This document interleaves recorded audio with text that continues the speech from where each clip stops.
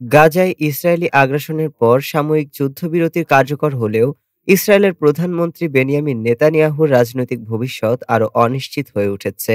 পর্যবেক্ষকদের মতে যুদ্ধকে তিনি রাজনৈতিক অস্ত্র হিসেবে ব্যবহার করেছেন, কিন্তু যুদ্ধ থেমে গেলেও তাকে ঘিরে সংকট থামেনি। প্রথমত, আন্তর্জাতিক অঙ্গনে ইসরায়েলের নিঃসঙ্গতা বেড়েছে গাজায় ৬৭,০০০-এর বেশি ফিলিস্তিনি নিহত হবার পর।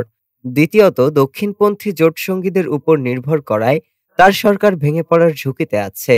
তৃতীয়ত, আইসিসি ও আইসিজেতে যুদ্ধাপরাধ ও গণহত্যার অভিযোগে মামলা চলছে, যেগুলো নেতানিয়াহুর জন্য বিপজ্জনক হতে পারে।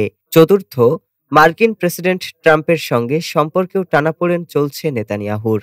পঞ্চম চ্যালেঞ্জ, ৭ অক্টোবর হামলার আগে নিরাপত্তা ব্যর্থতা নিয়ে তদন্তের মুখোমুখি হতে পারেন তিনি। এবং ষষ্ঠ, তার বিরুদ্ধে ঘুষ ও দুর্নীতির ৩টি মামলা রয়েছে।